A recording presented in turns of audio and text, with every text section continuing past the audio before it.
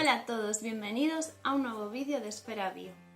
En el de hoy vamos a ver los polisacáridos, que es el último vídeo de todo este grupo de vídeos en el que hablamos sobre los glúcidos. No es que no me gusten los glúcidos, al revés, me gustan demasiado, pero ya me apetecía hablaros de muchas más cosas porque hay muchísimo contenido del que poder haceros vídeos explicando cosas de biología. Así que no me enrollo más, que este vídeo es muy interesante, ya veréis. Empezamos. Los polisacáridos son polímeros o cadenas de monosacáridos unidos por enlace glucosídico. El enlace glucosídico está explicado en el vídeo anterior con mucho detalle, así que si queréis saber más en concreto sobre este tipo de enlace que une monosacáridos entre sí, os dejo por aquí un acceso rápido para poder revisar mejor ese vídeo. Los polisacáridos pueden ser de dos tipos. Tenemos los homopolisacáridos, que son repeticiones de monosacáridos iguales, y los heteropolisacáridos, que están formados por monosacáridos diferentes. Bien, vamos a pararnos a repasar un poco el enlace glucosídico, en concreto los dos tipos de enlace que podemos encontrarnos, el tipo alfa y el tipo beta. Vamos a empezar por el alfa. A la derecha tenéis representadas dos moléculas de alfa de glucosa, en su forma cíclica con forma hexagonal. Como veis, faltan los carbonos de la cadena principal, los grupos OH, los hidrógenos. Esto es una forma muy simplificada de representar unas moléculas de glucosa. ¿Por qué lo pongo así? Porque quiero que nos centremos en concreto en los grupos OH que están ahí representados en el medio, porque son los que van a formar el enlace glucosídico.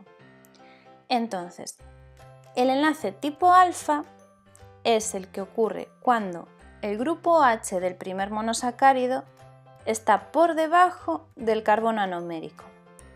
El carbono anomérico sería esta esquina del hexágono que representa ahí con la flechita. El grupo OH, por tanto, está por debajo del carbono anomérico. Y esto quiere decir que cuando se unan y forman el enlace, como veis ahí, se formará el enlace alfa, en este caso 1,4, porque es entre el carbono 1 y el carbono 4 del segundo monosacárido. Cuando el grupo OH del carbono anomérico del primer monosacárido está por encima, como lo vemos ahí con esa flechita marcado, el enlace que se formará será de tipo beta. ¿Y por qué repasamos todo esto si ya hay un vídeo anterior hablándolo con mucho detalle? Pues porque es la clave que va a determinar que un polisacárido tenga una función u otra. En el caso de los enlaces tipo alfa, son enlaces más débiles y se rompen y forman con facilidad, es decir, son más dinámicos. Tú tienes unos monosacáridos que necesitas y los puedes conseguir de ahí, de esas moléculas de polisacáridos que tienes guardadas, porque se pueden romper y puedes disponer de esos monómeros, de esas estructuras que lo forman. En cambio, si tienes un exceso de ese monosacárido, puedes formar los polisacáridos y guardarlos para otro momento. Por tanto, normalmente los polisacáridos que tengan enlaces tipo alfa adquieren una función de reserva de energía.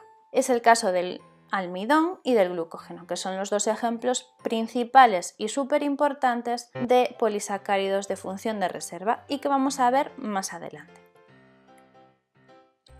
¿Qué pasa con los polisacáridos que tienen enlaces tipo beta?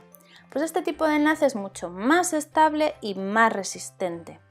Por tanto, este tipo de polisacáridos tendrán una función estructural, es decir, que darán soporte y protección a diversas estructuras y organismos. Vamos a ver los ejemplos más importantes de polisacáridos estructurales. La celulosa es un polisacárido fundamental. Se trata de un polímero lineal de beta de glucosas que están enlazadas con enlace tipo beta 1,4. Pero es que además de este enlace o glucosídico, las fibras de celulosa, las cadenas de celulosa, se enlazan entre sí, los monómeros se enlazan entre sí mediante puentes de hidrógeno, intracatenarios si es en la misma cadena o intercatenarios si es entre cadenas diferentes. Y esto hace que sea un entramado, que se forme un entramado de cadenas de fibras unidas muy compacto que da lugar a una estructura muy resistente. En esta figura igual lo vemos un poco más claro. Si pudiéramos ver una hoja más de cerca, podríamos llegar a ver sus células vegetales. En las células vegetales está la pared celular que las bordea y ampliando esa pared celular nos encontraríamos microfibrillas de celulosa, que ahí aparecen como pintadas de amarillo. Si ampliásemos una microfibrilla, como veis arriba, veríamos sus cadenas de celulosa que son uniones de beta de glucosas unidas entre sí. Pues entre esas beta de glucosas, a lo largo de la misma cadena, se forman puentes de hidrógeno. Y entre cadenas diferentes también se forman puentes de hidrógeno, en este caso intercatenarios. Lo que crea una red muy resistente, muy enlazada entre sí y que aporta gran fuerza, resistencia y da soporte y estructura a estas células y por consiguiente al organismo que las posee. Por tanto, la celulosa es el componente fundamental de la pared celular vegetal, además es insoluble en agua y solo algunas enzimas concretas son capaces de romper estas cadenas. En concreto, esas enzimas se llaman celulasas, que son las que hidrolizan o rompen la celulosa y son producidas por algunos tipos de microorganismos, como pueden ser las bacterias de la flora intestinal de animales herbívoros o los protozoos que viven en el intestino de las termitas. Otro polisacárido de función estructural muy importante es la quitina. La quitina es un polímero lineal, una cadena lineal de N-acetil beta de glucosaminas. Este monosacárido, que tiene un nombre así como muy largo, no es otra cosa que una glucosa, como veis ahí en la figura, tiene la estructura de una glucosa, pero en su carbono 2 posee un grupo acetilamino, que está ahí marcado en amarillo. Entonces es una variante, un derivado de la glucosa. Estas N-acetil beta de glucosaminas se enlazan entre sí por enlaces beta 1,4. La quitina forma el exoesqueleto de artrópodos y también la pared celular de los hongos. Al igual que la celulosa, también forma capas alternas que aportan mucha resistencia y dureza a los organismos. Otros polisacáridos estructurales, que en este caso son heteropolisacáridos, son las pectinas y las hemicelulosas. Ambas forman junto a la celulosa la pared vegetal. Las pectinas componen una matriz en la que se colocan las fibras de celulosa y las hemicelulosas son cadenas con ramificaciones que recubren las fibras de celulosa y permiten que se anclen a la matriz de pectinas. Por otro lado tenemos el agar-agar, que es otro ejemplo de polisacárido estructural. Este polímero se extrae de las algas rojas y actúa como espesante. De hecho, es bastante conocido porque se utiliza en la industria alimentaria y para preparar medio de cultivos sólidos para microorganismos, por esa capacidad espesante que tiene, que forma como una gelatina. Ahora vamos a ver ejemplos de polisacáridos de reserva. Las células necesitan constantemente energía que obtienen principalmente de la degradación del monosacárido de glucosa. Entonces los seres vivos almacenan la glucosa en forma de polisacáridos de reserva que se acumulan como gránulos insolubles en el citoplasma celular para poder recurrir a estas reservas rápidamente y conseguir la glucosa que necesitan para obtener energía. Vamos a ver los dos ejemplos fundamentales de polisacáridos de reserva. Empezaremos por el almidón. El almidón es un polisacárido, un homopolisacárido de reserva en células vegetales. Está formado por dos componentes que tienen distinta estructura, la amilosa y la amilopectina.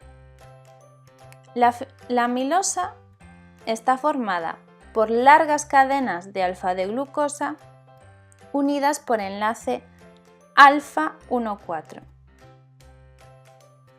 Aquí tenéis las alfa-D-glucosas que están unidas por enlaces alfa 1,4 y que se distribuyen estas cadenas de forma helicoidal. En el caso de la amilopectina, los enlaces son alfa 1,4, pero las alfa-D-glucosas además forman ramificaciones que tienen enlaces alfa 1,6. Aquí lo vamos a ver mejor. Aquí tenemos las alfa-D-glucosas que, como veis, están como en dos cadenas diferentes, porque la cadena de abajo está formada por enlaces alfa 1,4 y está unida a la de arriba con una ramificación que es un enlace alfa 1,6, porque se forma entre el carbono 6 de la glucosa de la esquinita de abajo con el carbono 1 de la glucosa de la esquina derecha de arriba. Para romper el almidón necesitamos enzimas específicas. Las amilasas rompen los enlaces alfa 1,4 y como al romperse los enlaces se pueden formar glucosas sueltas o también disacáridos de glucosas que son la maltosa, necesitaremos también enzimas específicas que rompen maltosas. Entonces serán las maltasas las que necesitaremos. Así tendremos las glucosas ya libres. Y además necesitamos otras enzimas que sean capaces de romper estas ramificaciones presentes en el almidón, que son en los enlaces alfa 1,6. Y esto lo llevan a cabo unas enzimas desramificadoras. Finalmente tendremos la hidrólisis completa del almidón, formando alfa-D-glucosas sueltas y libres, preparadas para ser utilizadas para obtener energía. El almidón es abundante en la dieta de numerosos seres vivos y constituye la base de la dieta de la mayor parte de la humanidad, ya que se encuentra en el maíz, el trigo o las patatas. Y por último vamos a hablar del glucógeno. El glucógeno es el equivalente al almidón pero en células animales porque es un polisacárido de reserva. También almacena alfa-D-glucosa, en este caso con enlaces alfa 1,4 y con muchas ramificaciones alfa 1,6, es decir, más ramificaciones que las que presenta la amilopectina. Son ramificaciones mucho más frecuentes. Se almacena en forma de gránulos en el hígado y en el músculo esquelético, donde se hidroliza fácilmente, dando lugar a gran cantidad de glucosa cuando ésta se necesita, para obtener energía rápidamente.